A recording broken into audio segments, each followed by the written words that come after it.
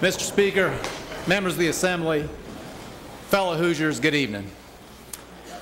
This once a year, we gather as a family might to take stock of our state's health and to assess the performance of our public duties. The sense of privilege one feels on this podium never diminishes, nor the sense of duty to report honestly and accurately on our family situation and the health of our public institutions. It's our way in this state to speak plainly and to face reality squarely. The plain truth is that life is difficult tonight for far too many Hoosiers. An economy booming at full employment a year and a half ago has taken several steps back. 1 in 11 workers is unemployed. 1 in 6 people on Medicaid. The average Hoosier income fell last year by almost 1%. We are distressed, disappointed, and dissatisfied at all this. I know we are united in this chamber in seeking to do what government can to work through and out of the national recession in which we are enmeshed.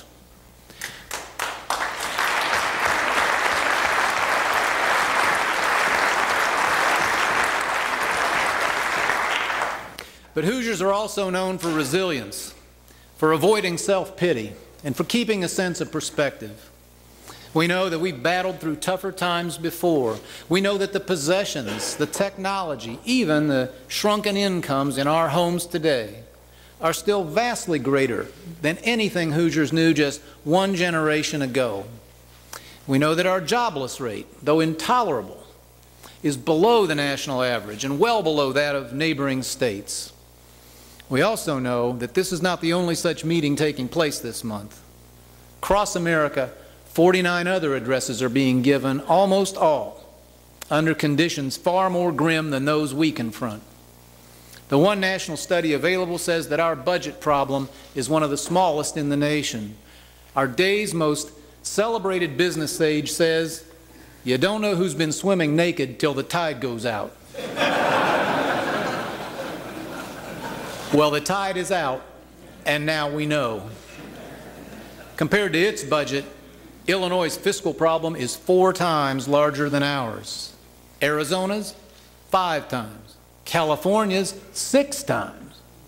Out there, the governor recently exclaimed in desperation, "How could we let something like that happen?" So far, at least, no one in this room has to ask that question. A young seaman sought a veteran mariner's advice, asking, "What do I do when I find myself in a gale-force wind with a dangerous reef to leeward?" To which the old sea captain replied, "What you do is, you don't get yourself in that position." Through the discipline of legislators on this floor and the superb business-like management of my colleagues in those balconies, Indiana stands in a position very different from virtually all our sister states. They crashed on the reef many months ago. They've seen their credit ratings downgraded and their borrowing costs soar. Indiana has a AAA credit rating for the first time ever, saving millions in interest costs for our cities, schools, and universities. We will be using our carefully built reserves to get us through this next year and a half. Any reserves most other states had long since have disappeared. They have slashed, sometimes virtually halted, the construction and repair of state roads. In Michigan, they are grinding asphalt roads back into gravel, as though to regress by a century. But here, we are building for Indiana's future at a rate twice the previous all-time record. All over Indiana, the dreams of decades are becoming real. The Hoosier Heartland Corridor, the Fort to Port Highway, US 31 from South Bend, I-69, and hundreds of others, all at full speed, under budget, ahead of schedule, taking shape before our very eyes.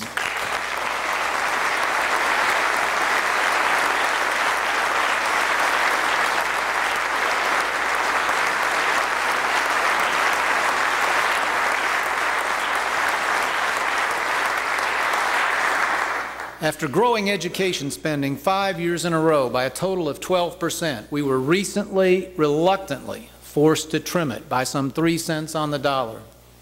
But all across the country, Education spending has been reduced by vastly more, by twice as much in places like Washington, Nebraska, and Connecticut, by 3 times as much in Virginia, Mississippi, and Utah, 4 times as much in Minnesota and South Carolina, 6 times as much in Alabama. Around our nation, states have closed parks, stiffed vendors, thrown people off Medicaid, stopped plowing snow, and released thousands of dangerous criminals from prison early. Overnight last night, the citizens of Iowa were protected by 7 state troopers total. We have done none of those things and don't intend to. Saddest of all, our sister states, at least 40 of them, are doing the worst thing possible in times like these. They are raising taxes, adding to the burden on families already in distress, and making their economic climates even less attractive to new jobs than they were before. Michigan, Wisconsin, New Jersey, at least 11 more have raised income taxes. Ohio, Oregon, Minnesota, and 30 more have raised gas taxes. Many states have raised multiple taxes at the same time. I hope you will join me in saying tonight to the people for whom we all work, we will make the hard choices. We will stretch the available dollars. We will do whatever is necessary, but we will not take the easy way out, and we will not make this recession worse by adding 1 cent to the tax burden of our fellow citizens.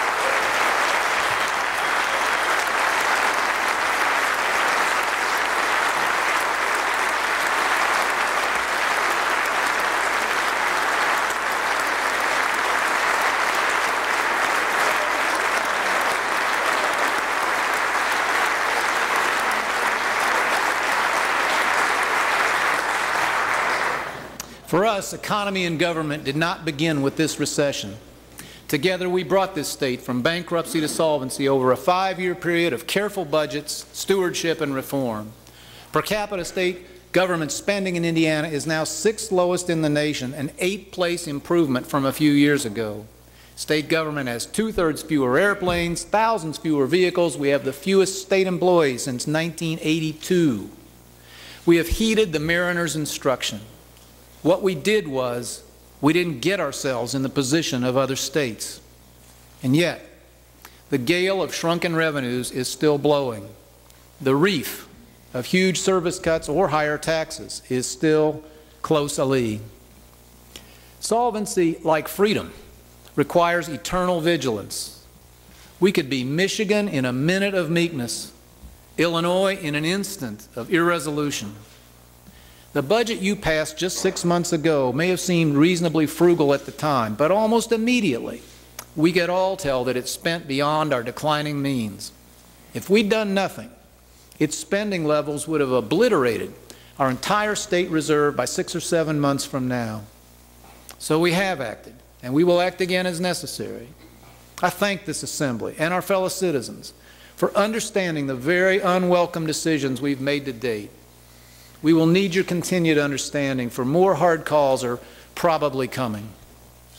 We will make those for which we already have the authority, but there are savings measures for which we need changes only this Assembly can make. And so my first request is for legislation to enable the saving of some $70 million through a host of new economies. The largest of these would permit us to manage our 2 pension funds, PERF and TURF, under one administration. Absolutely nothing would change in the benefits or the amount of funding or in the totally separate, independent status of these systems. All that would change is the amount paid out in investment fees when we bid the job as one large bundle.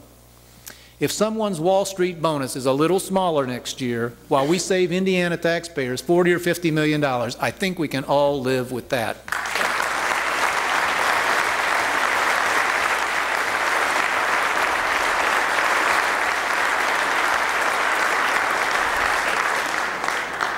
We need the savings this bill would make possible. They're equivalent, for example, to 1% of our K-12 payments, or 5% of our higher ed spending, or 10% of our combined law enforcement budgets. Far better to reduce nice-to-do expenditures in state government than to make even tougher the must-do tasks of educating our young people and protecting the public safety. I make a second request in the name of some of the bravest and most deserving of all those Hoosiers struggling this evening, the single parents of our state. There is no one more contemptible to me than a person who brings a child into this world and then fails to live up to the duties of parenthood. And for those who compound their absence by refusing their court-ordered duty to pay child support, I have even less respect. After 5 years of hard effort, we have raised the percentage of child support collected from about 50 to 58%. This, of course, is unacceptably low. The best states are upwards of 70%. We need new tools to make further headway. For instance, allow us to see that a delinquent father who wins money in one of our casinos shares some of the take with his children. Every % of child support improvement sends $7 million directly into the pockets of some of our neediest households. Representative Linda Lawson and Senator Richard Bray have joined to help us. Please give your bipartisan support to the Bray-Lawson bill, and let's provide millions of dollars to some of the homes which need them the very most.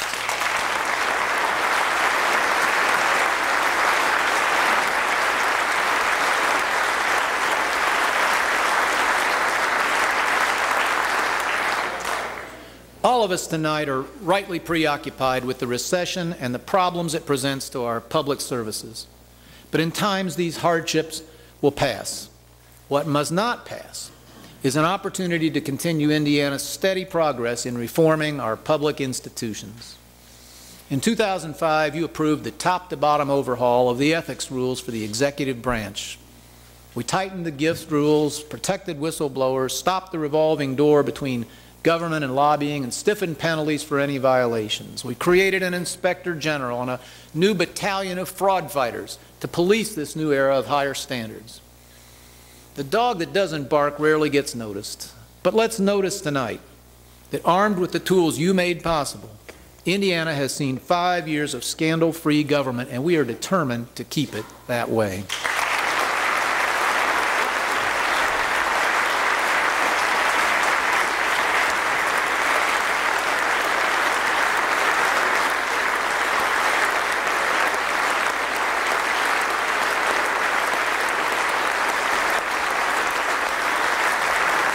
And so, all Hoosiers should welcome the excellent initiative of your leadership to bring similar reform to the senior branch of our government. Mr. Speaker, Mr. President Pro Tem, I applaud your proposals to raise the standards to which legislators will now be held. It will enhance the quality of your decisions and the confidence of our citizens in those decisions. Thank you for stepping forward so boldly. I look forward to signing this important new law. While you're at it, please respond to the plea of mayors of both parties and all parts of our state and end the egregious conflicts of interest that occur when public employees sit on city and county councils, voting on their own salaries and overriding the decisions of their own management. How we ever permitted this to occur in Indiana is one of those mysteries of history, but now is an ideal time to strike another blow for good government and end this abuse forever.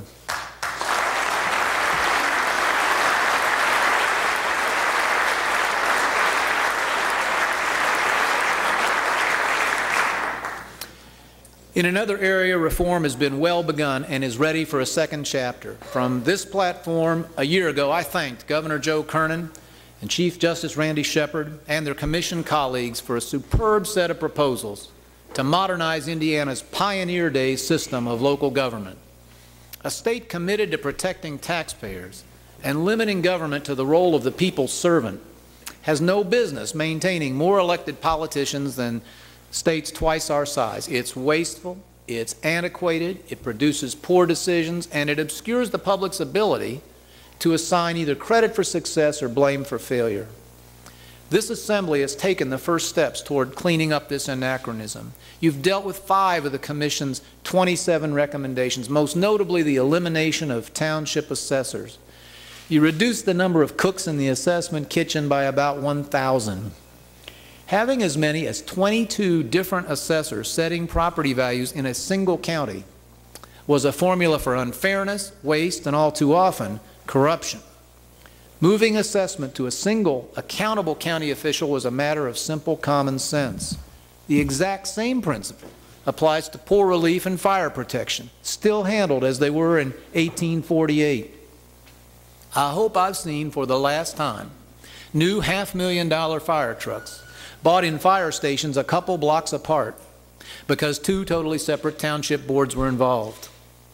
Just as you already did for libraries, we can maintain local distribution of poor relief, local identity and leadership of our fire departments, while moving resource and taxing decisions to the county level, where they can be made rationally and for the maximum benefit of all citizens. In the process, we can save millions and delete 3,000 more political offices for which there's rarely any competition anyway. And we can put an end to the widespread nepotism which, even when good people are involved, simply doesn't pass the test of good government.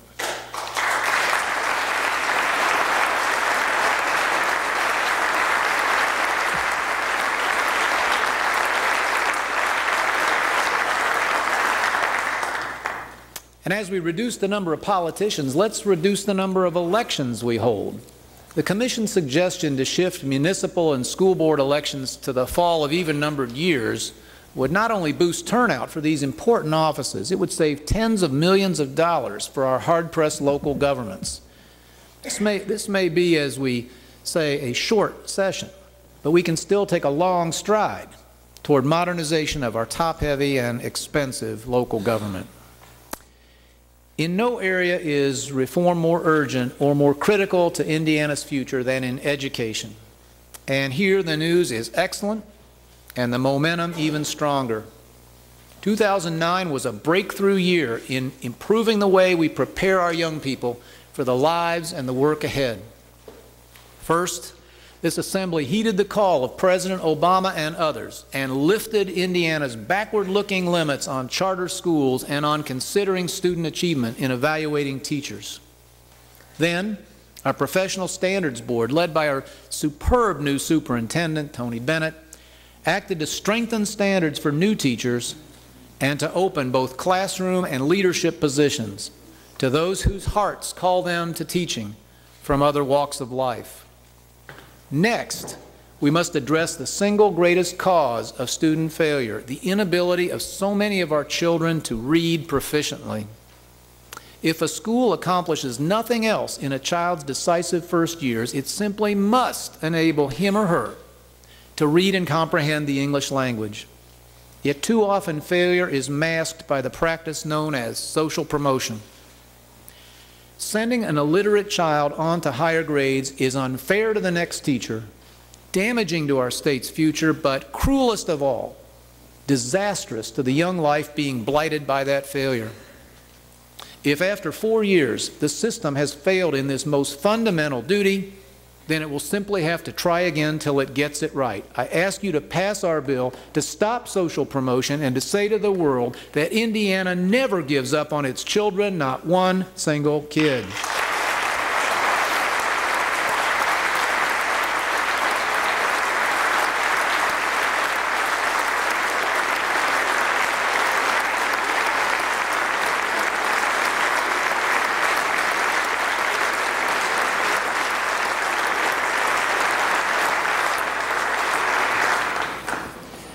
Two more actions can stamp 2010 as an historic moment for better government in our state.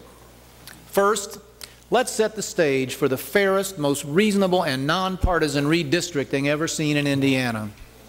Too many times in American history, legislative boundaries have been drawn to favor haves over have-nots, ins over outs, incumbents over newcomers. The worst examples of gerrymandering and politician protection can be found in other states. But a glance at Indiana's current line shows they're nothing to be proud of. We praise tonight the bipartisan expressions of intention that Indiana's next redistricting be its fairest ever. Members of both parties have offered constructive ideas for lines that make more geographic, demographic, and just plain common sense than today's. Let's commit to the kind of principles that assure Hoosiers that in our state, voters will pick their office holders and not vice versa.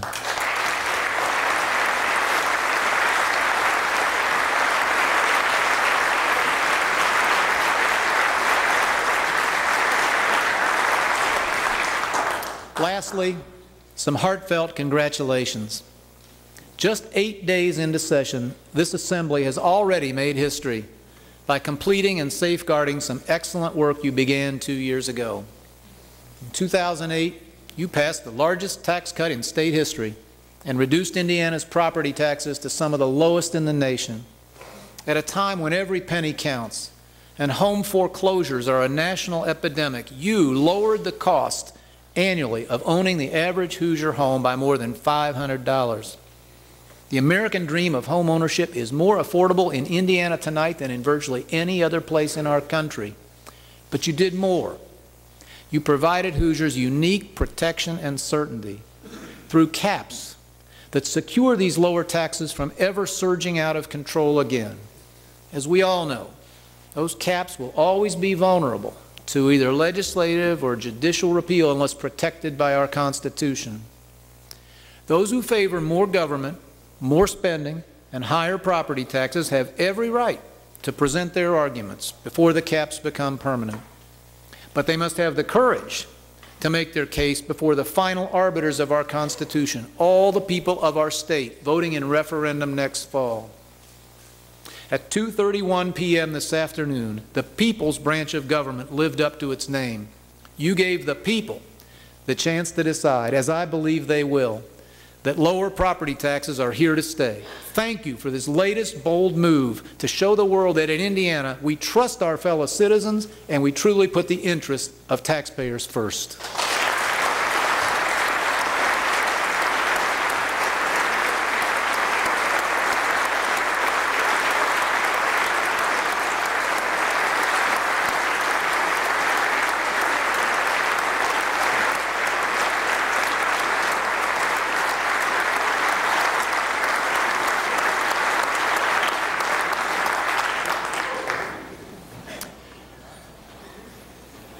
That we gather tonight in difficulty but not crisis, stress but not disaster, is small consolation. No one here will breathe easy or sleep well until we return to the full employment Indiana knew just a year and a half ago. But we must recognize that the way we do our duty today is about more than just muddling through the short term better than the next guy. It's about lengthening our competitive economic edge. Every time another state raises a tax, can't pay its bills on time, or sends out IOUs instead of tax refunds, it slips another notch behind Indiana as an attractive place for the next new job, the next new dollar of investment. The better we handle the people's business today, the more business we will have for our people, and the more opportunity for our children tomorrow. Even in this hardest year in so long, signs of strength are everywhere. Forced by the downturn to a choice between Indiana and some other place, at least 50 companies closed up shop elsewhere and relocated jobs to our state. Jobs came from Michigan to Marion, Pennsylvania to Decatur, Wisconsin to Auburn, Mexico to Elkhart.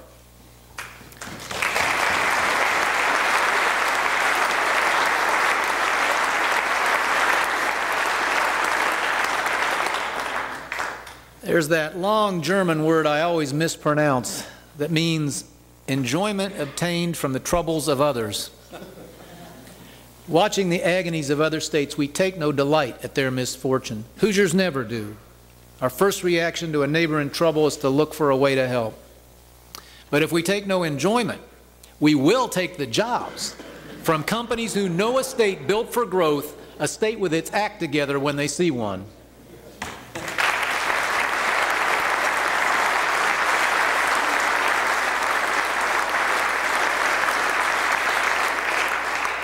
When the dust settles on this recession, we will have a higher share of America's auto, RV, and steel jobs than we did before. In a 2009, when national business investment fell by almost 1/4, the number of new jobs committed to Indiana actually grew over the near-record year of 2008. 2009 was the year when several young companies who may lead the electric vehicle industry chose Indiana for their plants. Many of their suppliers are following them. Our goal is to be the capital of this potentially massive industry of tomorrow. Over the last 2 years, Indiana's been the fastest growing state in wind power. And now businesses seeking to build the equipment for this new industry are coming to Muncie, to New Albany, and to Clinton. Within weeks, you'll see us explode onto the solar power landscape. Perhaps most telling, 2008 brought the welcome word that more people are moving into Indiana than moving out. The numbers weren't huge, but they mark a big reversal from an era in which most years saw a net exodus, sometimes including many of our most promising young people. One recent ranking identified Central Indiana as the best place in America for new college graduates. A teabag's strength is revealed in hot water. So far, we have stood up to this recession's heat with a strength reflecting the sturdy character of Hoosiers. Odds are the year ahead won't be much easier. Everyone in the public's employ has a chance to help and a duty to do so, remembering where jobs come from and who it is that pays for our salaries and every penny we dispense. 2 years ago tonight, I recalled the toughest question I was asked in my first months of governor when an East Coast CEO asked, "What makes your state distinctive? What makes you stand out?" No need to ask anymore. Look at any map of states still in the black, states preferred for new jobs, states adding to their public infrastructure, states where taxes have gone down and not up. A single bold patch of color below Lake Michigan, like a peony in a parking lot, is the common feature of all such maps. Let's conduct ourselves so that a year from tonight, America sees in its fullness what it now sees in part. That there's a special place in our land where hard times are met with resolve, where government is the people's servant, not a privileged class, where bucks are not passed, decisions are not ducked, and where scarce dollars are allocated as adults do to first things first. By then, America will see that same place leading the nation out of its decline, its traditional industries rebounding and a host of new businesses blossoming. A place applying the highest standards of conduct and accountability in its public arenas. A special place called Indiana, to which the bright, the enterprising, the young, the creative are gravitating. It's not enough to stay off the reef. It's our duty and our golden opportunity to set our sails and man the helm in a way that separates Indiana from a leaking fleet and carries her first and fastest into the sunnier seas ahead. God bless this assembly and this great state.